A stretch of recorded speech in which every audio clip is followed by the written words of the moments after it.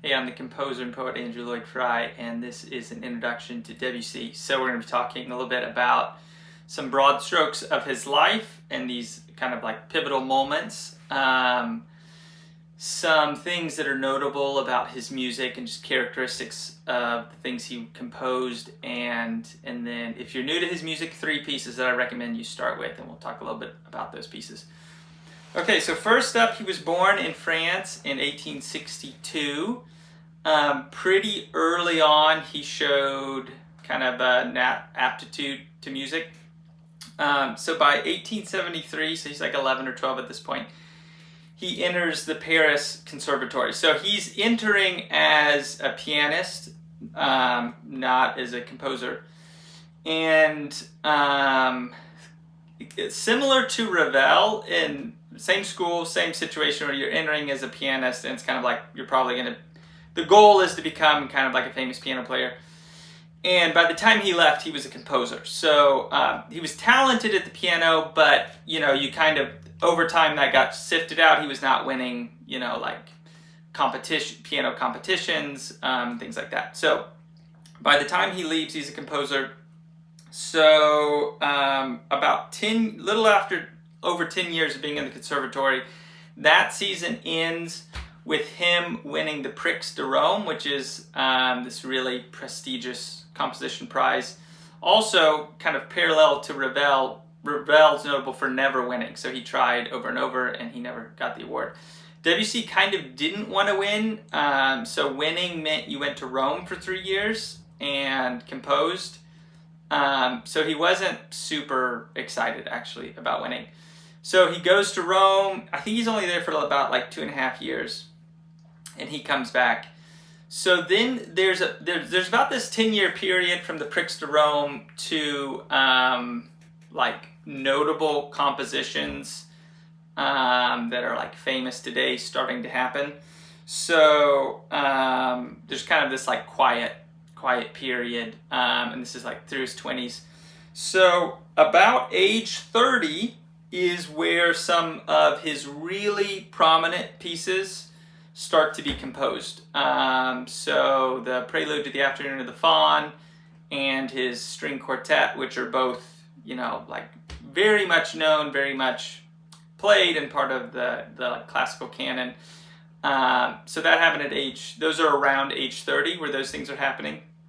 So a lot of this time, he was connected to an organization that played contemporary French music. So he wasn't, famous probably outside of Paris, but his music, he was composing music and it was being played, and he's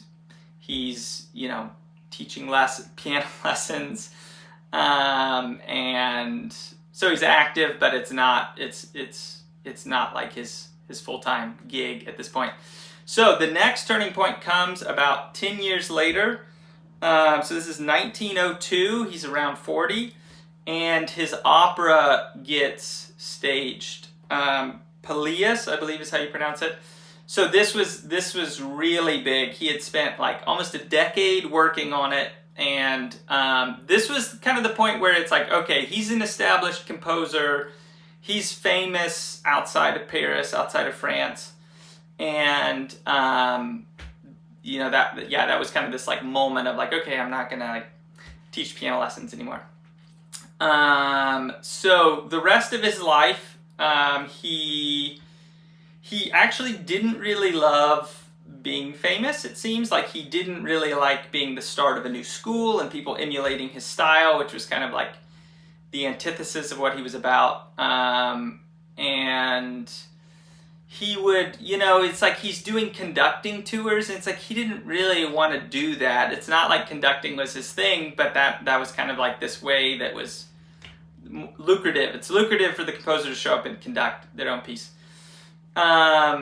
Also, just interestingly, across his life, he kind of always had these financial struggles. So before he was famous, after he was famous, that kind of never went away. And then another constant is just like he had, if you read his biography, a bit of relational turmoil throughout. So it feels like a lot of the situations around his life were never super joyful, I guess, but you know, music was kind of his like solace place. So let's talk a little bit about his music and what makes it unique and some of the characteristics of it. So pretty early on, even in like the conservatory and stuff like that, he's butting heads with the establishment. He's butting heads with the rules of counterpoint and harmony. And classical music tends to be very academic and tends to be very like black and white and right and wrong. And there were all of these rules that had kind of come up just from studying the scores of Bach and Mozart, and it's like, okay, this is what they always did, so that's now going to become like the rule of how you resolve this thing. And from very early on, he's not doing that. He's not resolving things correctly. There's something called parallel fifths and parallel octaves. It's like, you don't do that. You're getting a bad score in composition school if you do those things, and he was doing them. And they would say things like, this sounds nice, but it's just, not right. And he's like, well, I'm just following my pleasure or something like that. Just, this sounded good to me. That's the rule. Does it sound good to me? Which is really, really refreshing with how academic and how, there's only one way to do this. Classical music can be. And really what at the root of that is, what are your musical values? So a lot of those rules are a really high value on melody, and even your accompaniment, your harmony, you're treating it like it's a melody. And that's where the root of a lot of those rules. And he didn't have that musical value. And his music is much more harmonic. So it's a lot more, and you could say harmonic, and you could even use the word texture. So there is a lot of it does not have these beautiful lyrical melodies. There's some of that, but most of it is not that. And it's really these like beautiful, rich, harmonic things that are very original and very fresh and extremely beautiful. So the other thing is, I think a lot of people that are known for breaking the rules, it feels very different than the way he broke the rules. And the big distinction is, he broke the rules and he made some of the most beautiful music ever.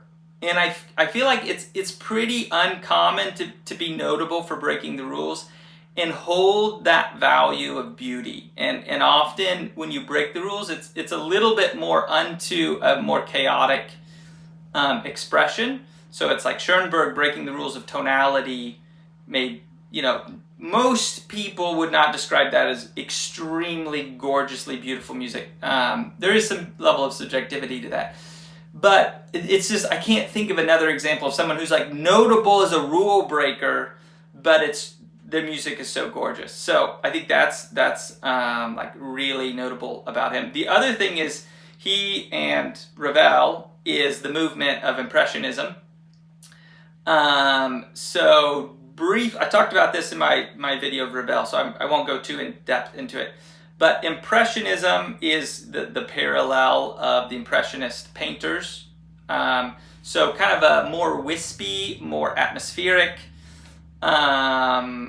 expression. Often his pieces were image-based, so like moonlight or like reflections in the water, often very nature-based, footsteps in the snow, and he's kind of like creating these images, but just it's a little bit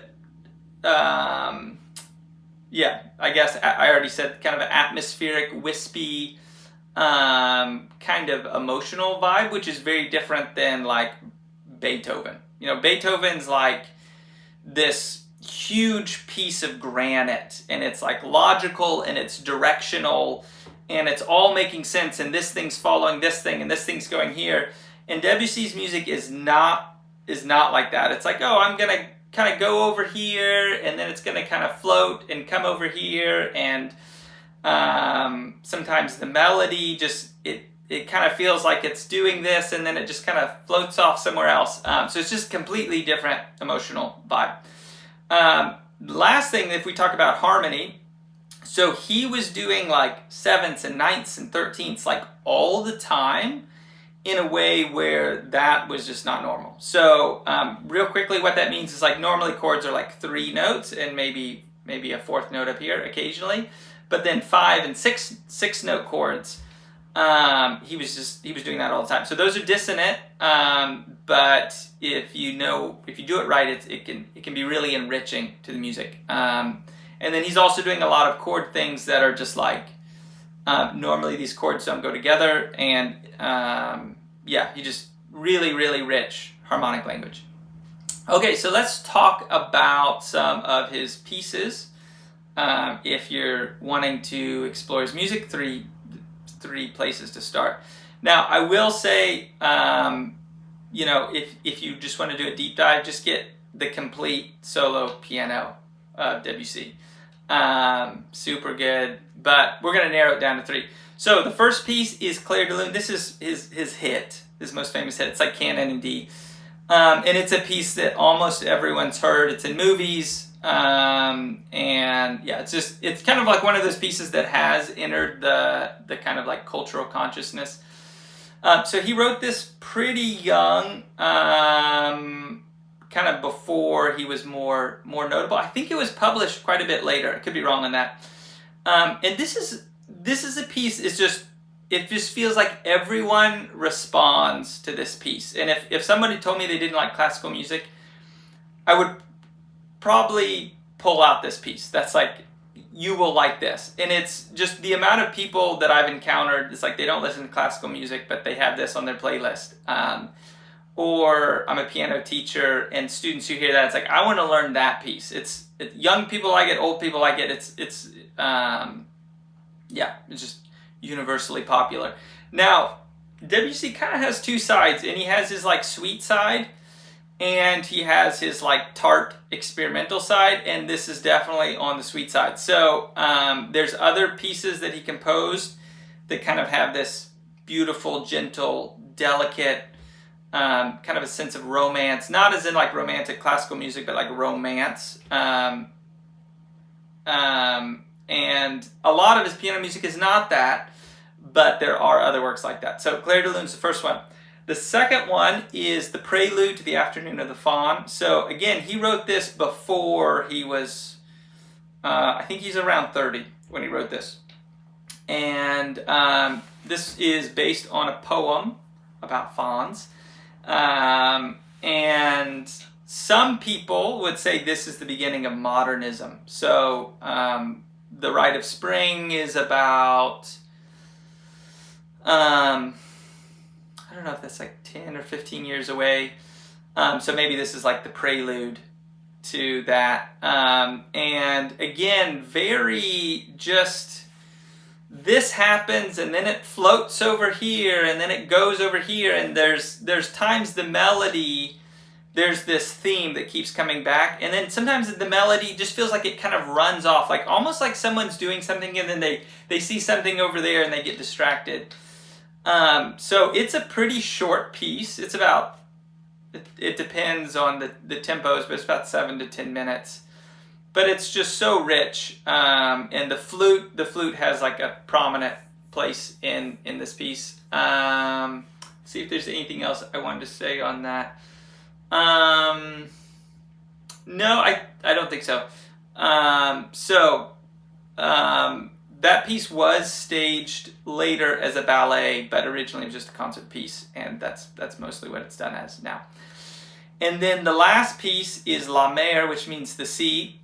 So one thing he did a lot was kind of pictorial pieces or tone poems, where you're tone painting, where you're taking this like visual scene and you're translating it into music. And I'm not like super into that, just is the idea, because I feel like you could get a little distracted by accurately trying to reproduce bird song or ocean waves at the expense of making something that sounds really good.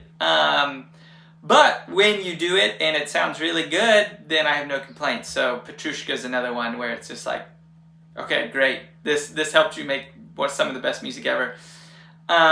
So there's 3 parts, and this La Mer is like the kind of the closest he came to making a symphony. It's not called like Symphony No. 1, but it's in 3 movements. It's longer. It's using the whole orchestra, and it opens with the sunrise at the symphony. So it is very transportative. Is that the that's probably not the word. Very effective at creating the images that it's talking about. So Clair De Lune, the Prelude to the Afternoon of the Faun, and La Mer. Now I kind of forgot the end of his life. He was diagnosed with cancer, and he died during World War I. So there certainly was this so much of classical music is coming out of Germany, and they're the bad guy right now. So there was that definitely going on at the end of his life, and I believe that even Paris, there was some things happening around Paris even while he died. So that's kind of the context of the end of his life. Okay, I hope you enjoy listening.